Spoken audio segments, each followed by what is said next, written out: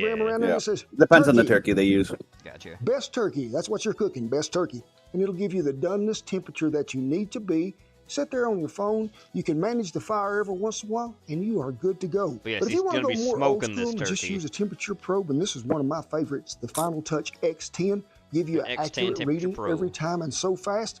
I always double check these, even though I know what the temperature might be right. I'll come, because I want to run this in these also, the leg and the thighs. I don't want to be moving this around all the time, so I will use them both. They're going to give us a great big discount for our customers, 25% off. And you're lucky you came in the wholesome video so far, because it's going to get worse from here on out. I mean, you still will get obviously some roots at the end of the review, but, and Sky.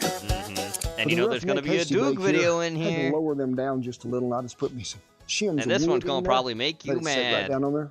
Could have put it on the Legacy or whatever got smoker you got. Just make sure you got some room on that lid for me to watch it too, because it's probably going to make me mad as well. Preheated that smoker to 275. Added me a little fruit wood to that hardwood lump. Not a lot, 2 little pieces. And one next of apple, one week of cherry. It's going to be something that makes Dakota mad, because it's going to be him reviewing the live-action Lilo and Stitch. Something that's going to give a bitter taste if you smoke too long. Dog shit. Which I think if you had too much mesquite or too much oak or too much hickory, you might get that bitter taste to it. So our target temperature of doneness is 165. That's why we have the probe in there. That'll keep us alerted on our phone. We'll check the temperature periodically to make sure we're still running at 275. Might have to add just a little more wood right there at the end. For y'all cooking it in the house, preheat that oven to 325 degrees. Now, I don't want you to set him directly in a roasting pan. I want you to set him up on a rack on a pan to where them juices can drip in there, because you might need them juices later to make gravy. And you're looking at 12 to 15 minutes a pound on your cook time. Say you're 3/4 done there on your cook time, but the top of that turkey, the breast meat, is getting a little browner than you think it should. So go over to the cabinet, get some of that aluminum foil, and just tint the top of that. That'll keep that from darkening it up. But remember, we got to let this turkey rest too before we slice him when he's done. Cowboy can. Your Thanksgiving took some effort. Try celebrating it in the Old West. Back in the mid-1800s, this holiday looked mighty different west of the Mississippi. Well, yeah. President Lincoln had just declared Thanksgiving a national holiday. My birthday day too, by the way.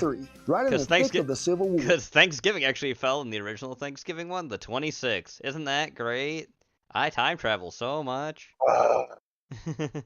But out here, word didn't spread so fast. Some ranchers and wagon trains didn't even know about it for years. When the pioneers and settlers finally caught your reality, on, they I celebrated it in their own It's mine way. now. Simple, scrappy, and grateful. In mining towns like Virginia City, I sold my reality to Strong, so you're dealing with him now. Together, hang some pine garland, and serve whatever they could wrangle up. Wild turkey if they had it, jackrabbit or prairie chicken if they didn't, and in boom towns, oysters were actually a big deal. They came in by train and cost a small fortune, but folks would splurge just to feel a little civilized. Out on the range, Cowboy didn't have trains or turkeys. They had chuck wagons. The cook might save a little flour for some biscuits, open a can of peaches if he had one, and maybe roast up a hunk of beef or a prairie hen over mesquite coal. They'd eat off 10 plates, pass around black coffee, and that was feast enough.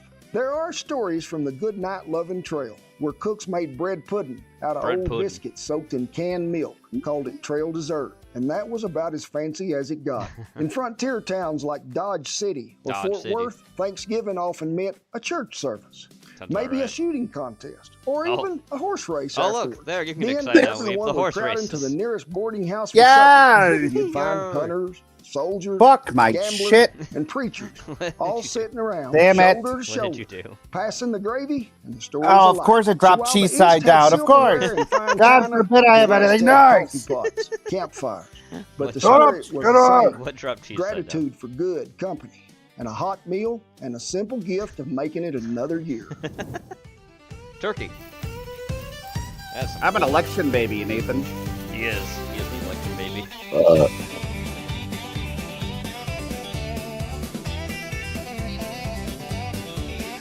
Doggos. Nice cutting board. Juicy.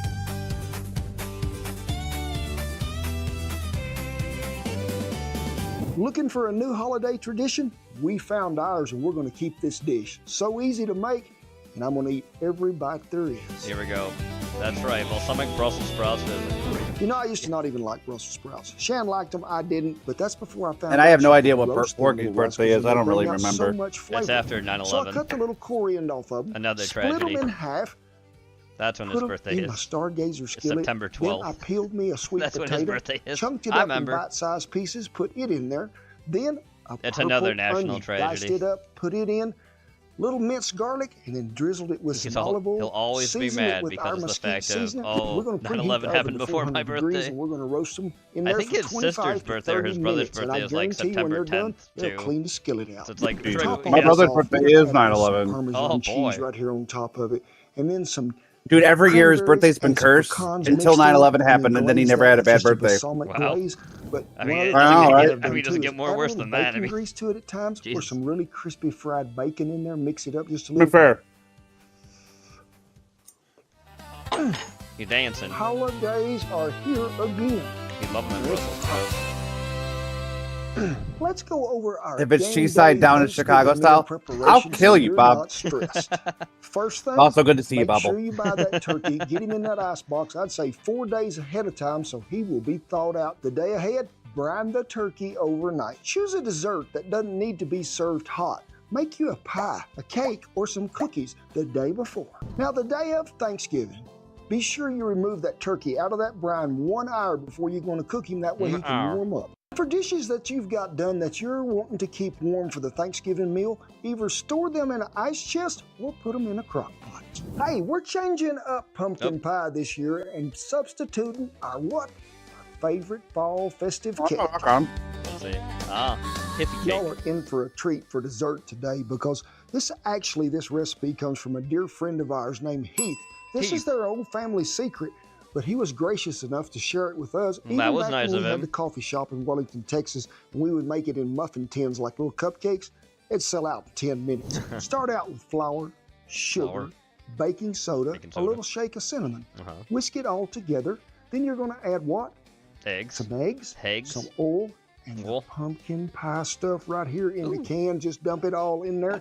Get it all smoothed out really well, and then grease you a bundt pan, flour it, that's a shake bundt the pan excess for flour bundt out, cake. pour it in there, and we're This gonna is bake Hippie it. cake. So preheat that oven to 300 degrees, slip it right on in there. Slip it right You're gonna on bake it in. about an hour, maybe an hour and 20 minutes, depending on your oven and how it acts during the holidays. It acts? But hey, you can make these in muffin tins, and people will grab them on the go, and you won't have nothing left.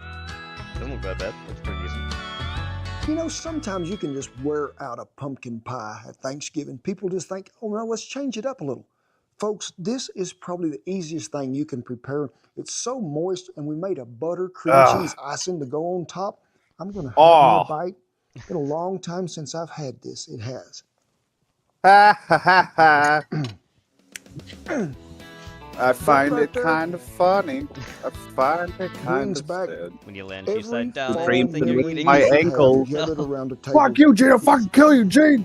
You get the richness of the pumpkin, but that butter cream cheese Weeb icing. knees are not the way they used to be. This is Jet, hit. he's getting old. Oh, dude, my knees have been fucked since 2009. They have been. My ankles, oh god. Now that's getting now. I'm getting old. And my ankles now hurt when I stand too long. Bro, literally, I was. At that table and have me a bite of that. Let me tell you So how easy to unusual do. it's Be been, sure dude. you check I out woke all up at those 9 tips o'clock, because right? we want your holidays to be Within stress-free. about 20 That's what minutes, it's I all was back about. asleep. Cooking the perfect bird. And I have not been able to maintain energy. You're ever going to have. Now, Like, we'd at like to go ahead and all. just give a special shout out to the folks at Chef's Temp for sponsoring this video. Be sure and check out their website Yes, thank you, because Cowboy they are Ken. We're good moving enough. on. I know he did go through his whole spiel like how much he loves us all, but sorry, we're moving on. Love you too, Ken. Thanks for watching. Thank you, Porky2, for the video. Now, are you ready for this? What's up, what's up, what's up? Are What's you up with it? Are you ready for a spaghetti inferno dinner? Are you ready? You're fire in the hole. I got what I got today, yo. It's this Negro Yeah, again. with Everclear again. I might drink some of it, but today I'm doing something different with this. Oh boy. I'm going to What do you think he's gonna do? put the cheese on my spaghetti. Cheese. I'm going to put some Everclear And then light it on fire. and light that motherfucker on fire. Yes. I'm gonna try to melt that shit. on my Melt the motherfucking cheese spaghetti. with Everclear. So I got spaghetti. Which one Yes. is gonna be cheesy spaghetti?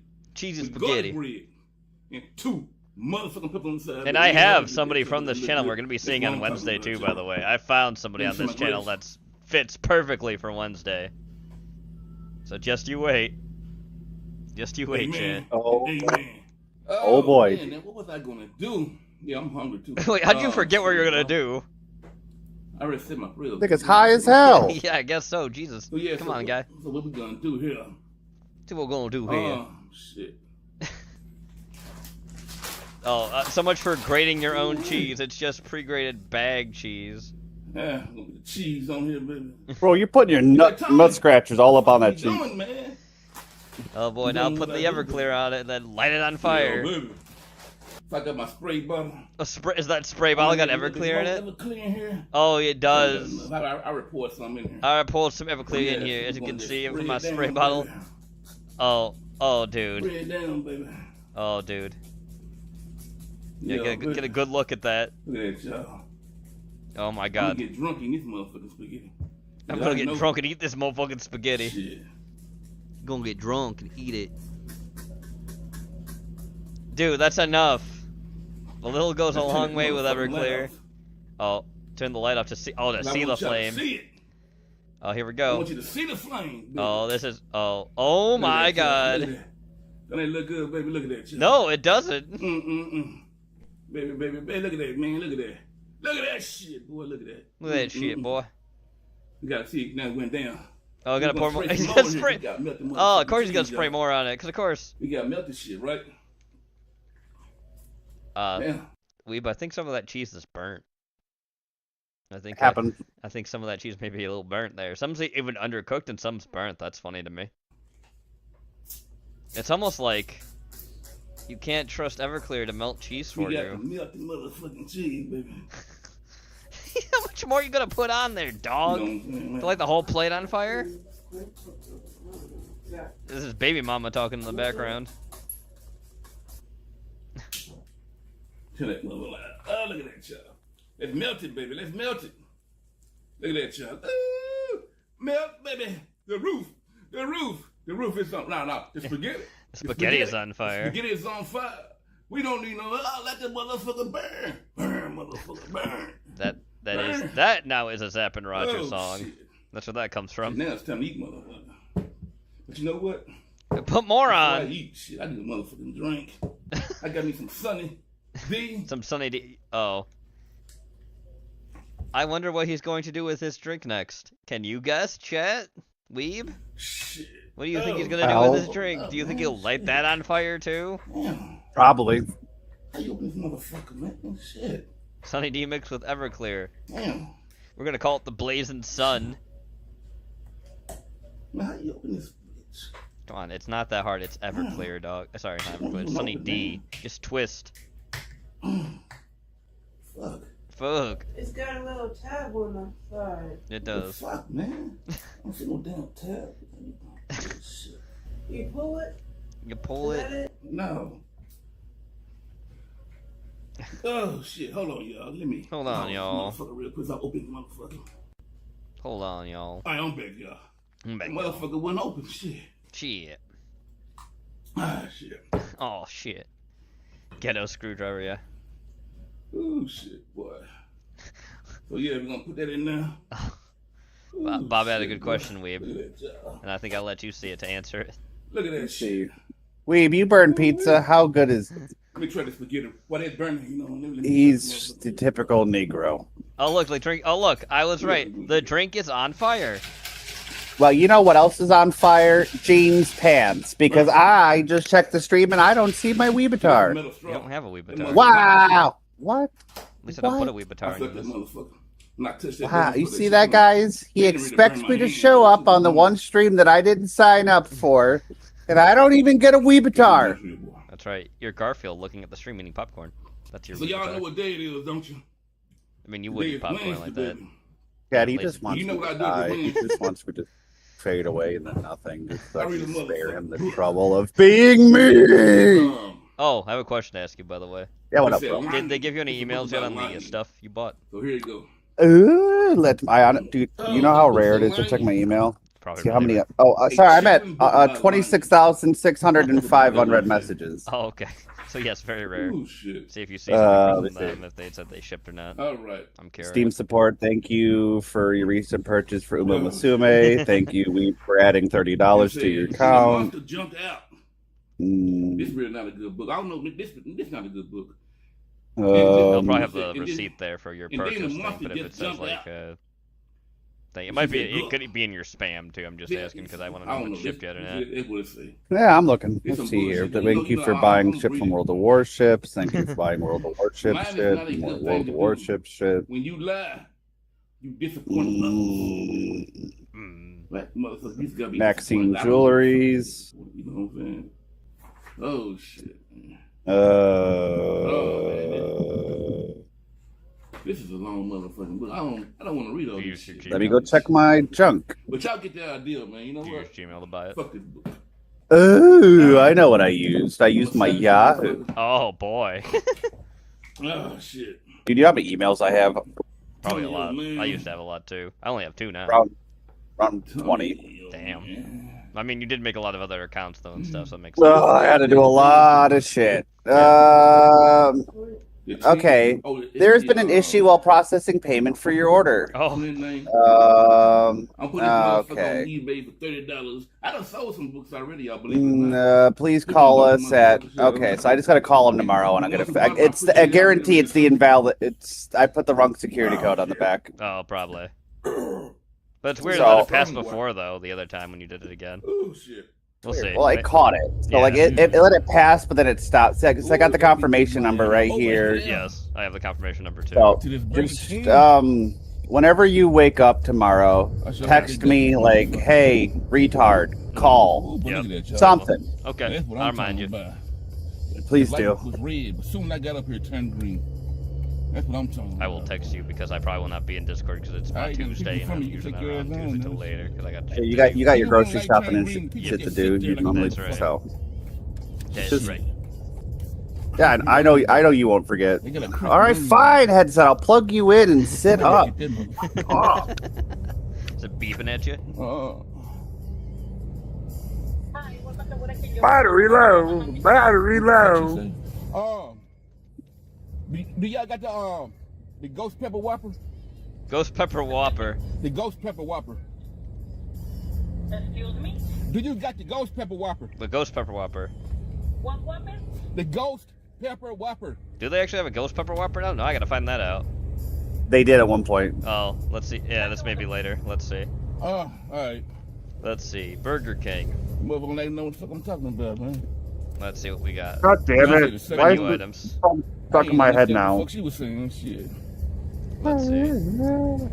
We got the original chicken sandwich, Texas double Whopper, Whopper with cheese, spicy royal chicken crisp, Bacon King, double Whopper, bacon Swiss royal crispy chicken, big fish, chicken fries, French toast sticks, fries, fully loaded croissant sandwich, hamburger, Impossible Whopper, disgusting, hash browns, Hershey pie, onion rings, rodeo burger, biscuit, Whopper, classic royale chicken, and Whopper.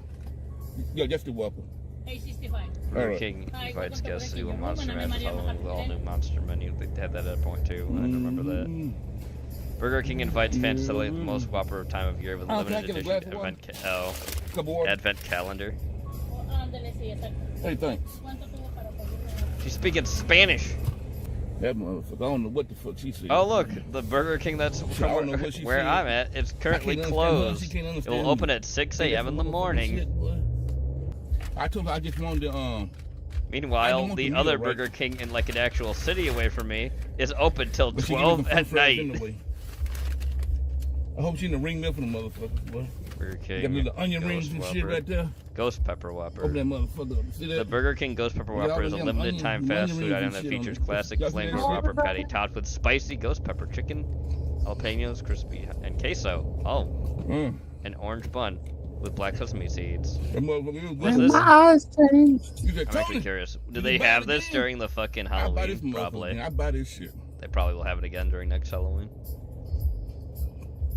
Ghost Pepper Whopper with black sesame seeds. Alright, time to shut it down!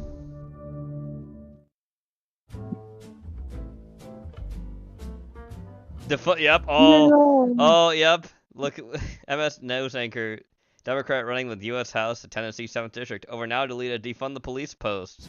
Oh no! You mean the consequences of your own actions come back to haunt you? No!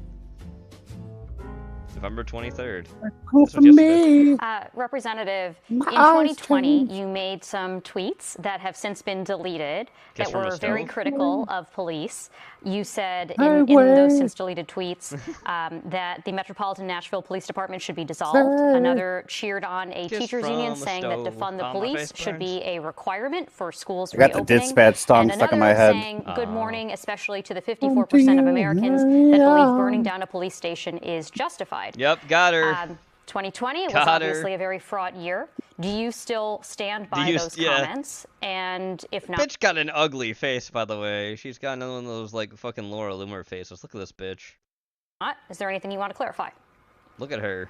I'm not going to engage in cable news talking points, but what I will say is that our communities need she looks kind of busted. We need local people deciding, solving the local next video is going to be why you and I are going to probably get mad at the same that's time. Not the overreach of a federal government or state government. It's doing, they'll be talking about something. In Nashville and our cities. I wonder what that could possibly be. So you don't want to clarify whether you still believe that the police should be defunded? Yeah, she's not going to clarify shit because she's a politician. Once again, I don't remember these tweets. Too fucking bad. You did them, dumb bitch. Knowledge of any of this. Yeah. This is so bizarre. So bizarre. I'm not asking you if you remember.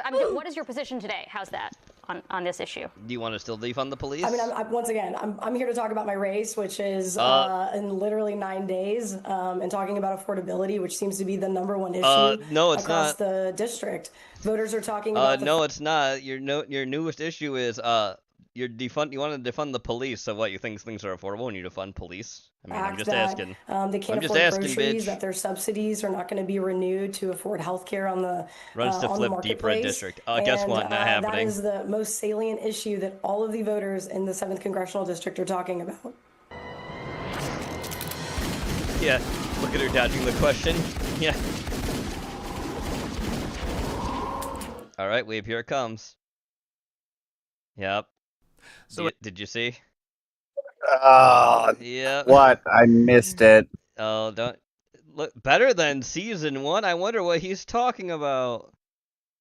I literally just got done watching Has Been Hotel, the finale. Just got done reviewing Wicked for Good, Wicked Part 2. Oh, so, kill yourself. What a kill faggot. Yourself. Fucking die, you fucking piece of fucking What a faggot. What a faggot. He watched Wicked. Die in a fire, Doug, you fucking queer. 1.25 speed for Doug because it's only 14 minutes, but still. Here comes the pain. 14 hours. Here comes the pain.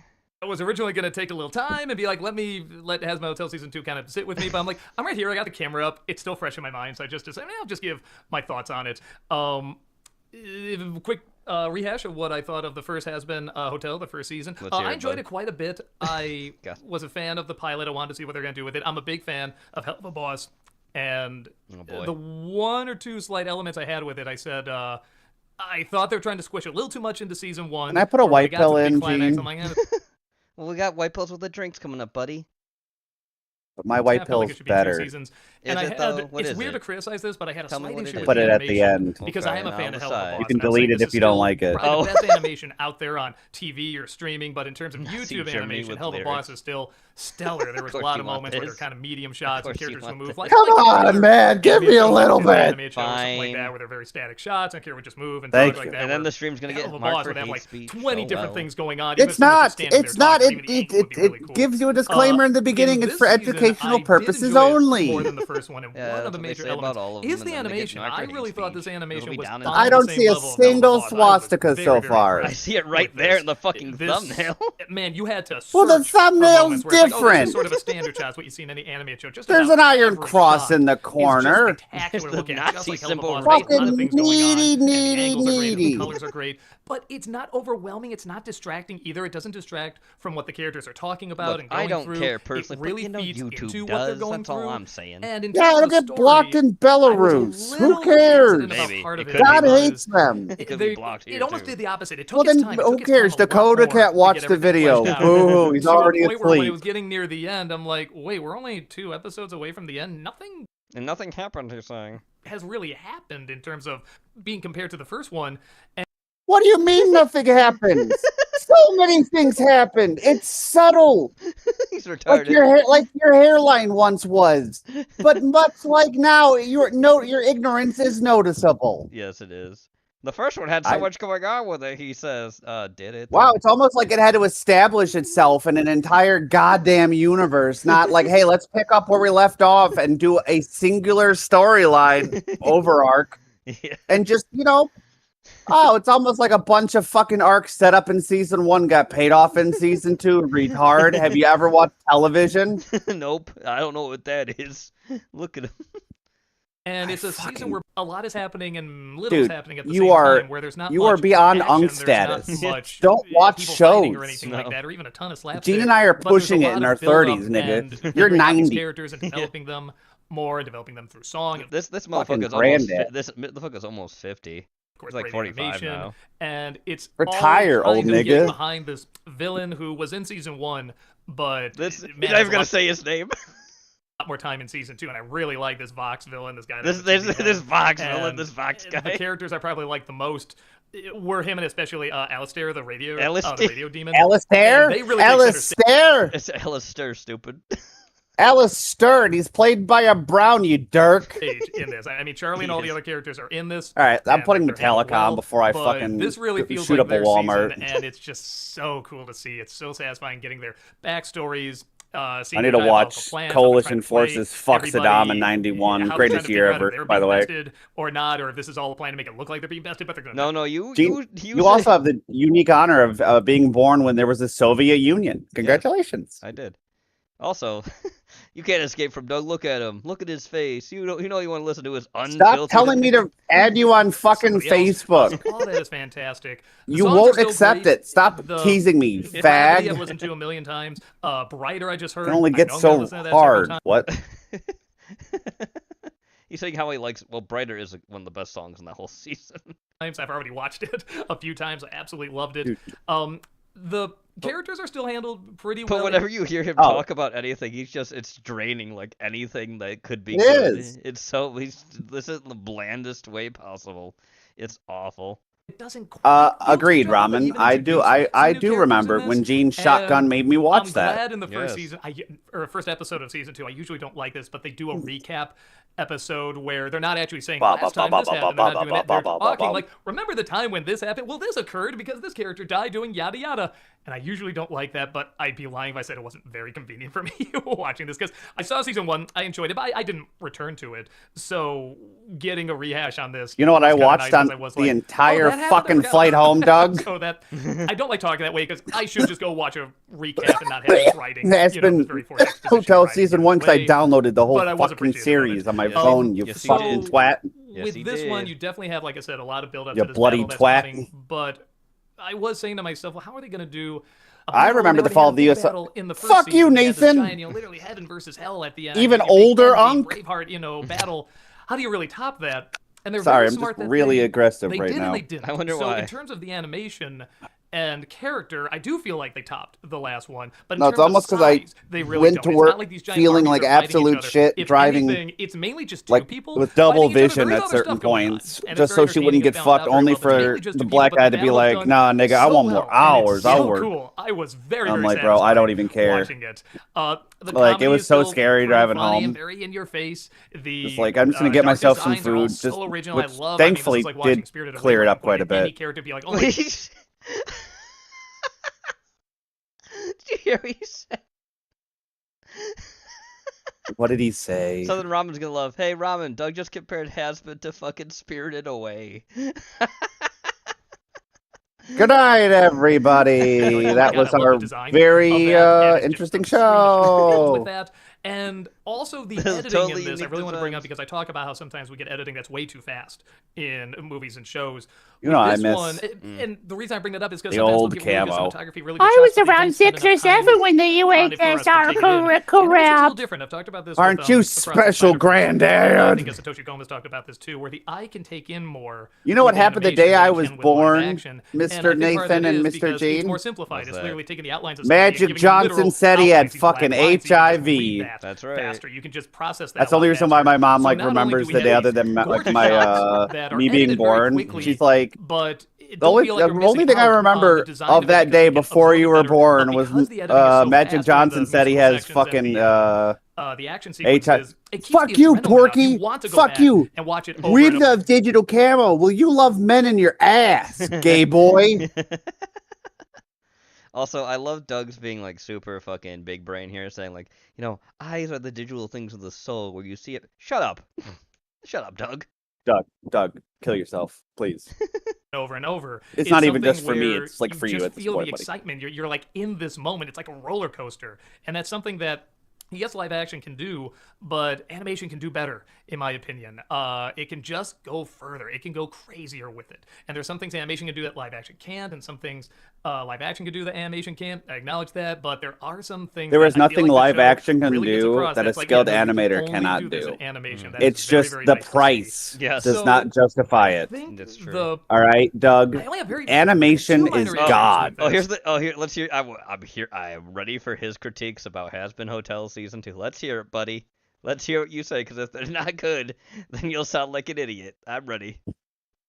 I know one of them is probably your issue if you've seen the show. It's like I already know what one of them's gonna be. I brought up the song Gravity before. It's with this one character that honestly I didn't even remember that well from the first season, but man, does she, looks like she's gonna get a big starring role in this, and she's going nuts and seeing like the ghost of like a character that died in the first season, but she knows it's not. She knows it's in her head, but she doesn't care. She wants to He just doesn't want to say their names. Does he not remember names? Does he fucking suck at names? I'm going back to Metallica, To Whom the Bell Tolls, Kuwait 1991. Great song, awesome song, and they don't do shit. They just drop it. Occasionally she'll make watching Saddam's tank core get fucked. But you could cut this character. Isn't even helping with your fucking retardation. That says a lot, because I love watching tanks get slagged. So maybe this is going to build up.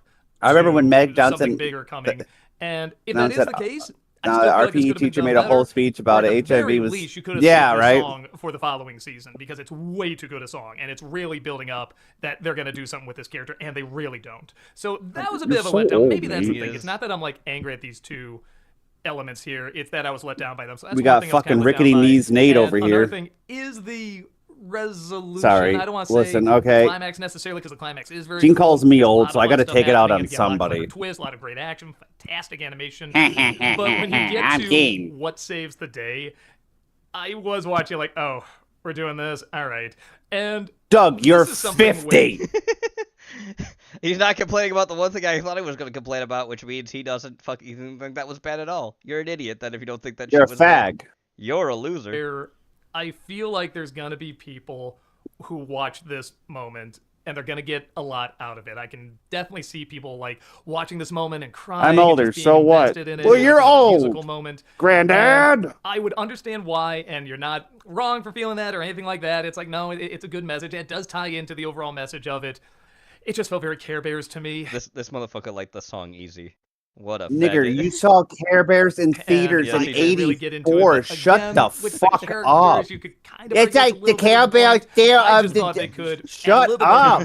They start to a little bit because it is a musical moment, and you think the whole thing is going to be this one style. Yeah, you're welcome they mix for in what's one or after two this. other styles when other characters come into it. So I'm like, all right, well, this is going to change it up. Then this is going to be more interesting, but it kind of just regresses back. You don't gotta to the play all, style just a little bit. And I'll give a little, it's not little taste. bad. It's not like it goes against the idea of the show or anything Yes. like that. It was just something that, again, I was like, it's a little bit of a letdown. Get this but whore out of her at head. At the same time, even that moment is spectacularly animated and, beautifully sung and orchestrated. So even its lesser moments are still stellar, are still really something to behold. But you're still not complaining about the one song I thought you complained about. But no, okay. Your critiques suck. I have a little bit of an issue with, but not as much as they do tap into it a little bit more. Is that I want to see more of the hotel. I want to see how they rehabilitate people. I want to see the different ways they go about it. And you do see a little bit of it here. You see more of it certainly than you did in season 1. I still could use more, but at the same time, I acknowledge they're really trying to set up a lot, and they're trying to have fun with it. They're trying to balance both the comedic elements that are really over the top. Oh, God, the baby. Shut up. That are also really over the top. And Fucking likes you. about God it. hates you. That's why he made you bald. That's more of a nitpick. I can't say I was let down by that necessarily. If anything, I was actually kind of happy they did show a little bit more what they do in the hotel to rehabilitate people. But yes, I thought this one took its time. more, which I was very thankful to see. I felt like I got to know the characters even more, which I did get to know the characters. Oh, funny you say that though, Ramen, because guess what they fucking did for Spinal Roo, which is their Australian thing. They did the fucking pilot for Homestuck there, buddy. And I don't think anyone gave two shits about it. Homestuck. I hate it. I fucking hate Homestuck. You know how many faggots were at every goddamn anime convention?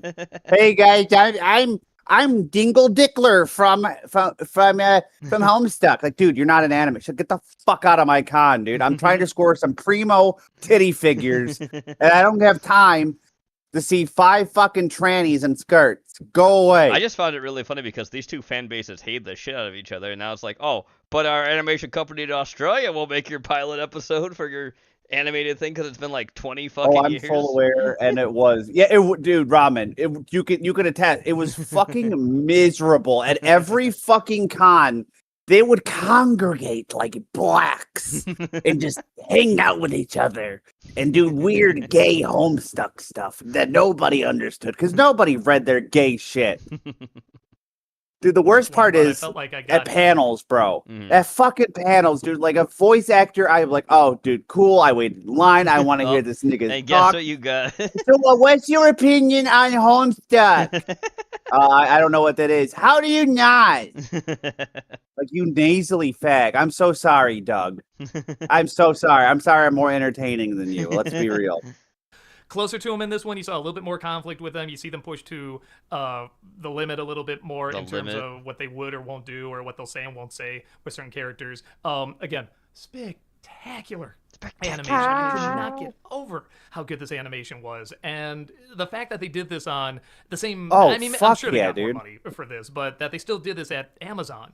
Dude, and Black Hole Sun. You know, I'm assuming the same people. I mean, it seems like the same animation crew with Bento Box. No, dude, this guy took his footage from his time in the Battle of Fallujah and put it to Black Hole Sun. Really cool. And, nice. You know, with 824 and everything, I feel like they must have been really satisfied with how. You know how bad Fallujah was, dude, in 2004? Experimental has never really been done before with, as far as I know. Fucking miserable. It was a meat grinder. Streaming animation, or just streaming animation. But we had a better doctrine than we did it.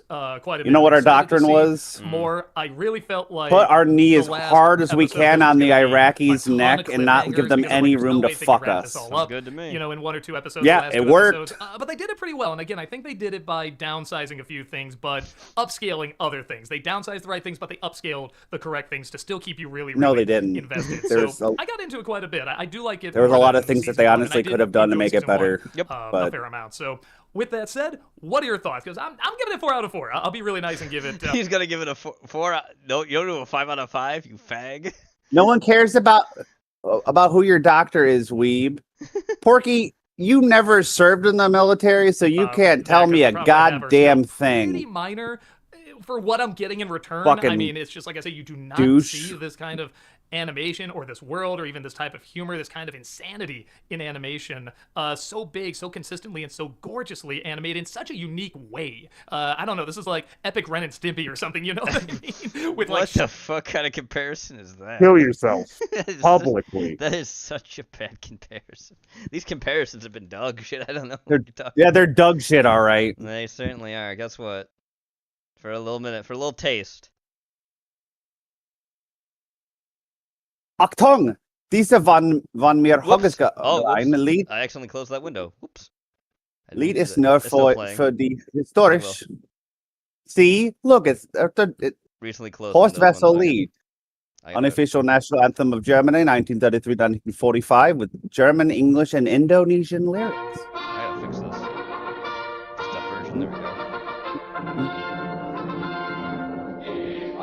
Fahne hoch, die Rheinen festgeschlossen. Sing it in English. Marschiert mit Ruhe fest im Schritt. Sing it in English. Kameraden, die Sing it in English, I'm skipping it. Sing in English. Come on. Sing in English. I can if you don't play it. Well, you gotta sing it. Well, I don't know. Canaries, march in spirit within our ranks. Shot by the Red Front and reactionaries. March in spirit within our ranks, but don't, because there's drums homosexual. Go for the SS. They get actual Hugo. SA gets Brown. All right, you're not learning lyrics anymore. We're moving on. Let's clear the You were streets. going to skip it anyway. Well, read the lyrics. Just skip it. I don't know it in English. Wow. What? Wow. Leave me alone. German's not your mother tongue at all. No, it's not, but I know all the German marching songs in German. Wowzoo. What's up, gals and pals? It's your buddy. Great Chinese philosopher. Now, for my money, there is no better time of year for food and Not as drink cool as than Confucius, because that nigga's Look, dope. don't get me wrong. I He is absolutely Confusion, though. enjoy a refreshing daiquiri while me and a lobster roll by the beach. I mean, I was just in Maine. Away the rain, black hole pork. Won't you go goon again? He's already gooning in chat. Why is he wearing a Maine shirt? Does he live in Maine? No, he lives in New York, so I don't know why he's wearing a Maine shirt. Is he a big fan of dairy?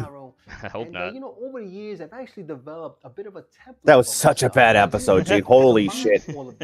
Dude, Genova warned us going in. But, dude, I would have rather ran into a minefield cock first. It was that bad, bro. Would you run into a minefield cock first with Doug tied to your back, still talking about fucking Aspen? Bro, I would run into a minefield cock first with Doug stapled to my back like they stapled that fucking ticket to Mickey. Or Mikey. Yeah.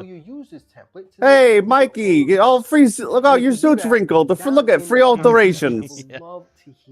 I'm just glad you enjoy the show. Yeah, I thought it was good. But anyway, so like I said, what I'm going to do today, guys, is I'm going to share this template with I might Shanghai some more time when I can and force you to watch more Sopranos. Okay. Now, what exactly is a 4-theme? Who doesn't love The Sopranos?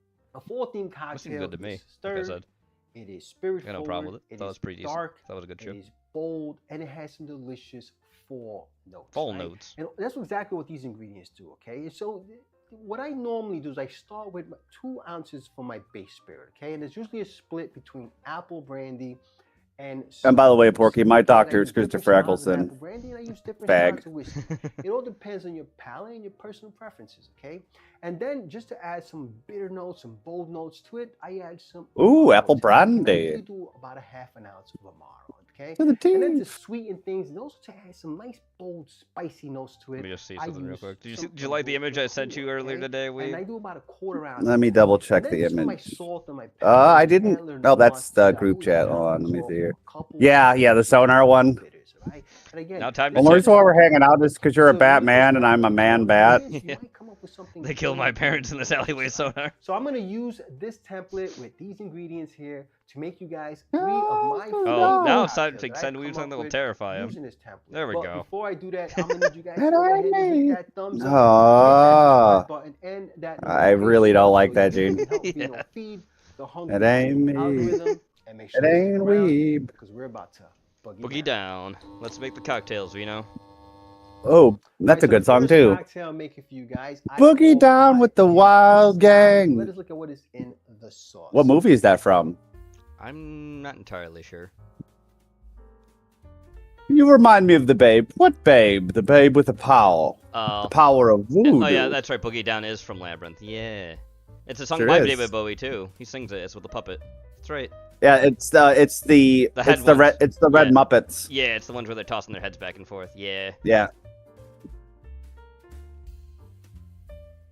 This looks like a nice cocktail. Pie in the sky. That looks really nice. All right, so for my second cocktail, I'm making you guys a little something that I call the rustling. Let us look The at what rustling. is in the I get it sauce. because it's like a fall cocktail, like the rustling of leaves. Benedictine. Chinar. Have a bottle of that too. Old Forester I don't, because that's rye. I don't have any rye. Yet! Soon. Yet! Apple brandy. I do have apple brandy. I have Laird's Applejack brandy. That's America's oldest spirit, Applejack. Which is an apple brandy.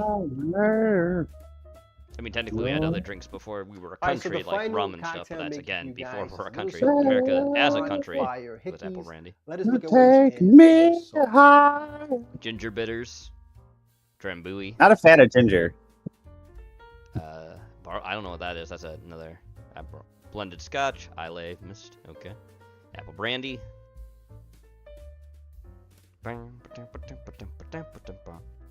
Hickeys. That's the name of the cocktail. That's good color, though. Oh, it's got some candied ginger in it, too. All right, so let's go ahead and give these bad boys a sippy sip. All right, remember, these are all based on Coach Vino's full sipper template, which you guys are absolutely free to modify to your personal preference. Okay, so we're gonna start things off with the pie in the sky, which is some bourbon, is some Calvados, is some Amaro Nonino, and allspice. The nose, absolutely delicious. I mean, you got the lemon peel, so it's. I do like all the orange colors on them, though. Oh yeah, that's very fall. Very fall. Oh, that's delicious, guys. The Calvados is actually the first thing you pick up, which is great because you want those fall notes right there. And then you're getting some of those kind of perfumey notes that you get a little from bourbon, and you also get right? And then the Noninos was giving us some rich. That's a Amaro, by the way, Nonino. You're getting some licorice there. Oh, it's so delicious, guys. Absolutely fantastic. Star anise. Not actually, no. It's actually regular anise, not star anise. Guys. All right, so now let's go ahead and give the rusty. You know the difference? Right now, this I do not know. Anise is actually like wormwood and stuff like that, right? That's technically the families they're in. Technically, it's in that family. Kinda. It's a different thing. Star anise is actually like pods. They're from a different kind of plant that's native to Asia, where the others are native to Europe. Yes. Again, on the nose, you get the citrus peel, so you get a lot of orange on the bouquet there. Big way. I just want to be sure that I'm right. Oh, that's star anise. That's not. That's pretty. Once again, apple brandy up front. Native to the Eastern Mediterranean, Southwest Asia. Come through. So Mediterranean's where regular anise comes from. Where star anise specifically is like Southeast Asia, not Southwest Asia. That's Southeast. Rye adds that bitter line that you get of spices and whatnot. I don't think they're closely related either. I think they're distantly so well balanced too, man. I mean, it's like not too sweet. They're spirit forward. The spirits are forward, but you get them beautiful notes from both of the liqueurs. My eyes change. Right? Yeah, star anise is evergreen tree native to South China and Northeast Vietnam. That's the only areas they come from originally. It's interesting. Yes. Have you ever heard of the liqueur called Herb Saint? It uses star anise instead of regular anise because anise for a long time, because of its properties with wormwood and things like that, was considered banned in the United States till the 2000s. But you're also picking up some because it's a lie that it's like, oh, you know, wormwood makes you hallucinate and stuff. The people who said that were a bunch of artists and writers who lied because they thought it would be funny. Oh yeah. Oh man. A lot of them did. You want to know? Dude, you know how pissed I was when I went to the fucking Czech Republic and went to a nightclub? Like, I'm gonna do some absinthe. Then you realize. And then I had to get high on ecstasy like everybody else. That's right, because absinthe doesn't do that shit at all. They lied. You mean artists in No, the 19th century Bohemian lied? No, never heard that one before. No, but it is. To be fair, I did get if not equally, but more fucked up on ecstasy, which was a great time. But I did dance for about like 6 hours straight. Jesus. Oh yeah, that one's got a dude. All I know is I remember dancing, and I woke up the next morning late from my fucking tour with two chicks I didn't know in my room wearing my shit. So look, oh god, like I said, these. Yeah, no, like their shit was all over the floor, but they were for some reason my shit. So here's the thing too that I want to mention for a lot of people. So the reason why was because wormwood's believed to be intoxicating and like psychedelic. That was the thing with it, but it's not. You want to know how much it would actually take you to trip before you had any reaction like that on wormwood? Would you like to know? Many? You would be fucking dead. Because you would die from the poisoning and things that wormwood can have. Because it has a slight toxicity level. You'd be dead. I'm willing to roll the dice, baby. No, like, it doesn't do it at all. Like, you'll have the mildest hallucination possible, if that, before you're dead. You'd be dead. But I don't want to have to go back to acid. That's how I found Bahubali. Bahubali. Same specs, just different brands. And you know how awful how insufferable I was after that? Really yeah, I remember. A great template. You're not supposed to agree, dick. Okay, I mean, you could drink these any time of year, but you know, I call Bahubali was fun though. Perfect that was a fun. It was fun. It was fun for what it was. Yes. RRR is better in my opinion though. That movie. Oh yeah, dude. RRR actually, well, because it took itself a little bit more seriously. A little bit, but I mean it's still like fantasy, Indian fantasy. That's Join me in the K-hole, coward. Fuck you and your ketamine, you horse fucker.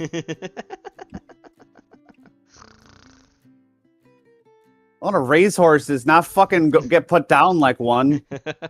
Oh look, Weeb, it's your favorite person. Ice with some whipped cream vodka. He's making the big creamsicle. Orange Dude, there's no snow bunnies. Go away. It is orange. Now we have some orange juice, which is actually. The reason why you pull out the fucking now, this is half whipped cream vodka. Okay? It's for the white chicks. You know? Ice, baby. Watch this gorgeous little liquid come out here. Ooh, you're so pretty. Okay, let me cut my little garnish. Come behind that with a little whipped cream. That's definitely a super sweet cocktail. You probably get Then I hit it diabetes with drinking that sprinkles. thing. Look at that thing. It's not even. Here's the thing. Let's Want to know see the what biggest we thing with Sky when I put this shit in? I put What's the ones that look the best, like most normal cocktails first. So you know after that it's just gonna go downhill. You know it's gonna go downhill after that. Like the first one, I consider quote unquote the most tame, and it looks like this. And it looks like this. She is so cute just and make you creamy, think next. homeboy. What's coming after? Oh look, Mexican wave. Welcome to Booze on the Rocks. My name is David Edwards. Hi, it's great Dave. to have you here today. We're going to make a Mexican wave. Now, this is a simple blue cocktail that takes its roots from a blue lagoon. In fact, when I go through the ingredients, you'll kind of understand where I'm coming from here. So, before I get too excited, Why? Dude, somebody made a Neo 80s synthwave AMV edit to the goddamn Notebook. Anyways, oh God. It's really simple. We start with a little bit of a Blanco tequila. Why is it good? Blanco tequila. Omeka. I can't. I am not a tequila man. Like tequila mezcal, I can't do. I can't do it. They're my spirits. I will be a violent drunk. They're my spirits. Don't worry about it. I can handle it. I'm a Jägermeister. And you shit on cars when you drink that. Namorato. No. Okay, to be fair, that's if I drink an entire 8 in one go, bro. You did drink a lot, yeah. We're gonna see God, the devil, and a few personified abstract concepts. Nigga, no! I'll do ayahuasca. So what we're going to Why is there Mexican wave in the back? I don't like that. Some crushed ice. Now, crushed ice is not a requirement. You could use whatever you want. Crushed ice. Just think about the size of the glass you're using.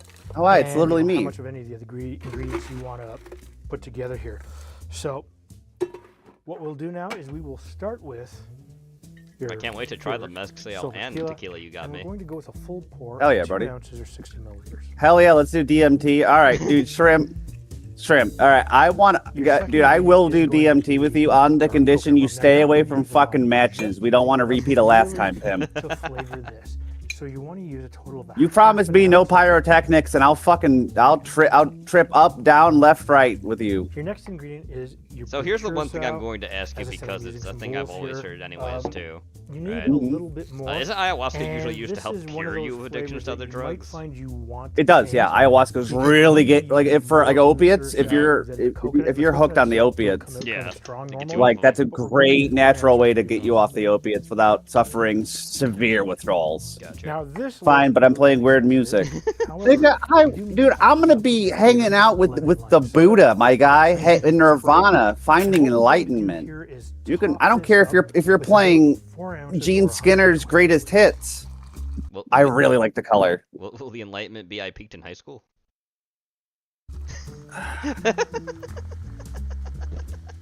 I'm an asshole. And here you have a blue wave, a beautifully layered blue cocktail. I really did need to be reminded today, man. I'm sorry. I was just making a joke. I'm just making a joke. It's fine. I'm gonna go turn on some 2007 Skrillex and garnish this. Think about the old times. I still remember how fucked up you got on 9/11 stream. Yeah. I mean, you gotta never forget, and I forgot. All right. You get the tequila.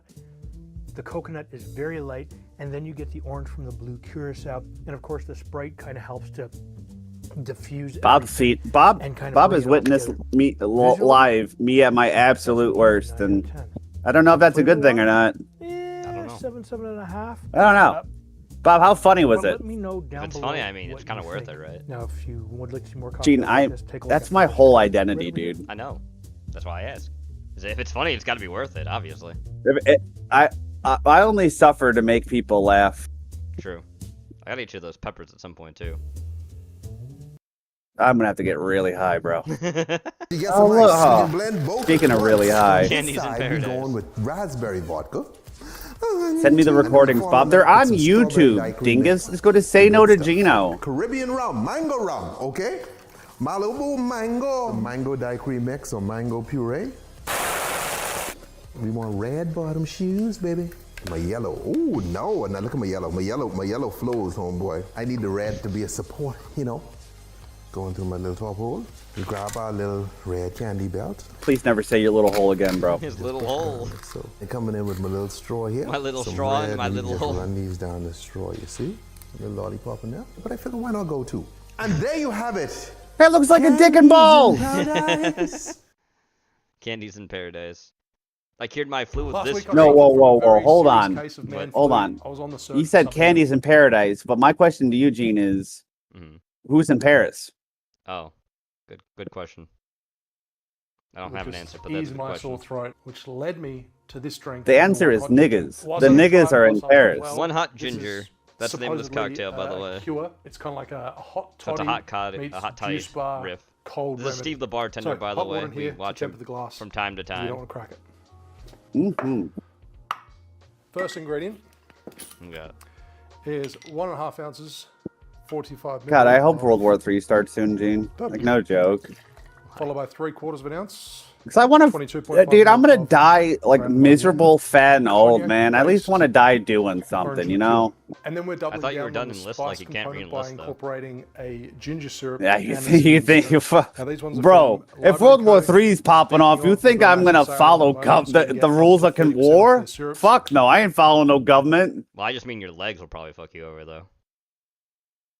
bro. I'm gonna And sit my for those happy people in ass in a Australia that are building, like, shoot "Oh, until Steve, stop using Library and Co. It's really until annoying somebody 'cause it's not hits my available in building Australia." with a I'm fucking gonna change that. RPG. I already It was a great placed it $50 on stream that may have been half a due to recording. in January. It It's gonna become okay. available because Okay, to I be have enough fair, it people was emailing 6 me complaining hours of in Cog's Australia brother about not bitching being able about to get Cog, good and then quality syrups. 3 So if you hours want of to, you pure can dead pre-order ass them. silence until you heard me come out at the very end of, oh shit, I'm still streaming. I'm not going to be doing the 30% off though because I have to pay a lot for shipping. I'm sorry. If you're in the States, up to 30% off. First of all, we're going to start with their fiery ginger syrup. Nice and warming. 3/4 of an ounce, 22.5 Well, mil. ginger is Then we good have for curing a your cinnamon ginger, syrup. like a lot of problems Made with most 2 of the different time. kinds of cinnamon. It is good for that. So that Good for warmth upset and tummies. aromatics, Yes. Really nice. And if you have like strongly cold flavored. too, So half an ginger ounce, helps clear 15 your mil. sinuses up. Quite a bit of syrup in Obviously this, it does. It's but fucking we do ginger have a root. larger volume for this particular drink, as well as I just noticed a your full name on fucking ounce here with of Scorpy. lemon juice to I balance just that noticed out. it. Oh, fuck you, Gene. I'm listening to the Smell right, that better cinnamon. version of this song now. That cinnamon is really punchy on the nose. What, kiss from a stove? So 1 ounce, 30 ml of fresh lemon juice. The right version? And now we're tripling down on that spice component. I'm gonna let we've you think got about that. Ginger, cinnamon, Yeah, the right and version. a Kiss from a sprinkling stove. of cayenne. My face is fucking burnt. That was a fair bit. I And hot specifically water. found it because this you is roughly sing it about so 90 much. I'm like, degrees. oh, look, a parody, which will also 4.5 get stuck in his ounces, head. 135 ml of hot water. City, you became the cocktail on the stream. What remains an orange beverage? It's really orange, yeah. You know that when it snows, If I you're get actually using this stuck as a in cold my remedy, driveway, you're not going to be too and focused on the I presentation. get You're just gonna pissed pour it off into at a coffee mug. Gene. And I think this probably presents a little bit of Baby, a one kiss from a rose on the green. Oh, Ow, it fucking pretty hurts. spicy. Tastes like this would be perfectly suited if I was sick, if I was unwell. I should have drunk this last week. Third degree. If you do enjoy it. oh no! What is this mashup? Give the one hot ginger a go. So as I mentioned, I'll be importing Library & Co. syrup. So if you're in Australia, feel free to place. Also, he's importing. Oh, never mind. Nice. That's nice of him to do that for free to people. place a pre-order because Right. I think it's going to go Yes. fairly It's quickly. all great. And if I you're in travel the world. Now we got Smurf juice. Pig Whitney, homeboy. Let's get started. No, I don't feel bad for singing over this faggot. More pink with me. Seasoned the Starburst You know what? singles, blue raspberry. Just for you. Oh yeah. See the little blue powder down there? Sky. I need to try and get some of this to dissolve. Dude, that blue is potent. Now we're coming in with some more pink, okay? This More country pink. time lemonade, the pink stuff. We're putting in All the about 4 powder. ounces He has of so this. much powder in there and sugar. Eyeball it. Okay, now guys, now we coming behind with water, okay? Now we put water in. Okay. Where's the... If you can guess this, I'll be very surprised. And there you have it, Smurf juice, okay? Smurf juice. This Smurf is what juice. the Smurf's drinking. All right, last video we got Bruce making I'm some not Spanish coffee. the perfect person. There's many things I wish I didn't do.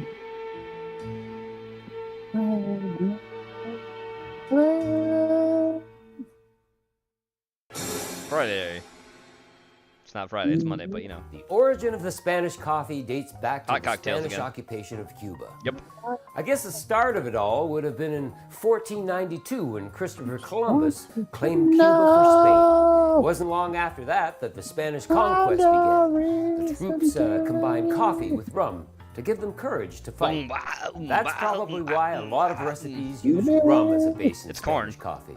And 150. Nobody remembers I prefer us my Spanish coffees made with until brandy. you hear our Well name. rounded. But you decide. The answer was Hooba let's get Spanish now. Stank. Oh, Tuba Stank. Yeah, I forgot. Yeah, nobody remembers them until you hear the name. Like, oh yeah, Hooba Stank. Yeah. That's what, I thought it was like the one corn song we listened to a few while ago. That one that's. First Yeah. thing you want to do is It has the same kind of beat almost. make your whipped cream. Very similar. Yeah. We're gonna add a little sugar to this mix. Some whipped cream. You know, make some Ooh. whipped cream. That should be lots. It's heavy A cream little with just vanilla sugar. That's how you make whipped cream. extract. Yes. Thank you, Bruce. Pure vanilla extract. Ah. Yeah. Living a little bit. Oh, Just yeah. get in there and start whipping. Whip that. Oh yeah, that's how you whip cream. Literally. Take a moment. I feel I've got And to you just want to keep whipping until you Yeah, get the these consistency. Stiff peaks. nice peaks going Stiff peaks. on. Yeah. I think I'm there. Oh yeah, look at It's that. pretty hard there. Yeah. Looking This is an older good, video baby. too, by the way. This is not new Bruce fighting. Okay. This is an older video of him. This was like Next a thing couple we years want to ago. do is grab some fire here. Oh boy, fire. Fire! See, you can't see the flame. I run from Gene. All right. It's take the love fire. you Yeah, we given. do. Oh shit, man, that's hot. Oh shit. Grab Yes, a piece yes, of Bruce, lemon it's and hot. just scour the lip of your glass. Fire hot. And, Yeah, whoever gets that. we're just gonna dip it into some sugar here. Bum, bum, tainted love. Some white sugar.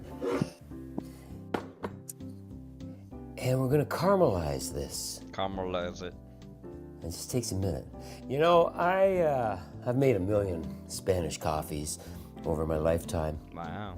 I remember one night Right. years ago, I got like 10 of them time. lined up. Damn. And I got Like to coffee. pee real bad. That's coffee, my I guy. asked Yes. the owner. Alcoholic Audrey, coffee. if, Is that? she Got could spice. Also, if you want to Finish the shit, coffees, dude, some right? So off I espresso went. Oh will yeah. My fucking business. clean you Came back. out, me boogie. And Well, yeah, all when I coffee's came diuretic, back, so just concentrating makes flipping it. You're the bar was on diuretic. fire. I was gone for like No, 5 minutes I was gonna make a tops, diabetic right? joke, but I stopped. And hey, there's even one guy I mean, there there trying is to a high fire risk out of with that. a My newspaper. grandfather has it. Same. Same. I said, what the hell happened? But mine's type And I 1. refuse to quit lit the burner, and fucking it was still eating hot. sugar Mine's and drinking type one. Monster. Mine's Went type 1 on everywhere. my father's side and type You 2 know, on if my you don't mother's have side. a burner at home, they're really Yeah. God, you were really expensive to go playing pick up. They fucking really are. diabetic You can get roulette, them my at guy. any old Yes. hardware store kind of thing. I wasn't born if with hope it. you you win. don't have a burner, I you wasn't still born want to with it, make so I'd have to get it a different way. Yeah, it won't get the caramelization, Through food. but I'm you can not just fat. still sugar the lip. I mean, this is a really I try North to American I try to kind limit of, the sugar I have a day. I do. I idea actually on kind of try the- to limit on it. the coffees. I try. And heat your glass, so you don't have to pour hot water into it. Look at that. That's just caramelizing up nice. Still That looks really remember. nice, actually. I think I'm done. Okay. Mochas give me gas. Next thing Thanks, Porky. Thanks is for our sharing the brews. class. We buddy. got brandy. And we want at least an ounce. How's that make you maybe feel? a little We more. where you're saying, you know, mocha gives them gas. That's a good ounce there. Next thing is Tia Maria. Tia Maria. It's a Jamaican coffee liqueur. Yes, it is. A little lighter than Kahlua. And we want 3/4 of an ounce. Yay, coffee liqueur. Now fresh coffee too. All right, Sure. let's get this thing nice and hot here. Warm it up. Just warm it up. Friend. You could also just warm the glass before you put any of that shit yeah. in. It's There we over. go. We got fire. Let's get your drink nice and hot. Well, I could never happen that we were nothing. With your love. And then all you do is Feel so pour the coffee in. with your love. That's a big glass, so I'm not going to Nate, use too much coffee. I hope you weren't friends with that guy because he was a fucking Homemade whipped pussy. cream. And you know what I used to do in high school, Nate? Drink 3 BFGs a day. You know what that is, Gene? Tell me, buddy. 96 ounces of Monster every fucking day. And all we're going to Before do now noon. is top it with a little bit of Cointreau. I have insomnia now. Yeah. No, gee, I wonder why that happened. Put a half ounce there. And a little nutmeg. Sometimes, yeah. On top. Sometimes actions have consequences, one might say. Yeah. Spanish coffee. I got stronger. And all we want to do is I got wrap it stronger. up, I don't make need it sleep nice and except when I cozy. get really tired. Oh yeah. Sleep is for the whores. He was not my friend. He was one of the Pokemon card freaks. You know, the reason we Weeb's got heart this is a little baked cozy potato. on Dude, it my is heart because, is well, like a baked the potato with an coffee's really, M80 really in hot. it. And years ago, we didn't have coffee glasses with handles on them, right? So we just wrap them up nice and toasty. You know what? I think that's better, to be honest with you. Oh, that's delicious. I mean, we You gotta make one because I mean, we don't die. Yeah, we don't Just die. That's right. because It's good. Yeah, cheers. Well, Weebler Party don't stop because I physically don't know how. I ripped the brakes right out of the bitch. Please help. I might be in peril, actually. I'm fired like that. We call that guy Inbred Jet. All right, fair enough. Inbred Jet, that's funny. All right, I'm everybody. the main character. You know you're not, Porky. Gene is. Gene, main character's out of here. All right. Thank you, everybody, for joining us tonight for some Case of the Mondays. Thank you, Weeb, for joining me at the very mid part to end. Thank you for that. That was fun. Yeah. Don't forget the movie caption contest, movie picture, and movie hangman are going on, so we should play those. We're not busy in the arena doing arena things or in the bank getting your monies if you have monies. That's right. I'm gonna go watch some Ghosts. You wanna watch some Ghosts? Yeah, we'll watch some Ghosts for a little bit. I'll come join Let's you. watch and some do that. Ghosts. We're gonna be doing that again. Be sure to play the movie capture contest and vote there if you haven't done so already, because it changes out every day. Tomorrow we're gonna be our usual Heretic Live at 9 p.m. Eastern Standard Time. Wednesday is Wednesday, my dudes. So that means some afternoon gaming. Also my birthday as well for the Eerie Hours at 9 p.m. Eastern Standard Time. I'm gonna be Weeb's age of 34. Be 34. Yeah. Something may be happening Thursday night. We will see how that goes. And Friday, of course, will be Hell on Earth because Weeb's going to be challenging IR for the belt. Ooh, the Tropic Continental shit. belt. He's made it. He beat Also, me. I will tell you what's happening Thursday. I'm going to be showing a shit ton of war movies because I'm banned from Thanksgiving. Because I can't stop talking about Israel. Boy. Good night, everybody. Good night, everybody. Have a good night. Be sure to like the stream. Bye-bye, everybody. Bye-bye. See you on Heretic Network tomorrow and in the Discord. We'll be in With the People watching Ghosts. Later. Bye-bye. Bye-bye. Dismiss that.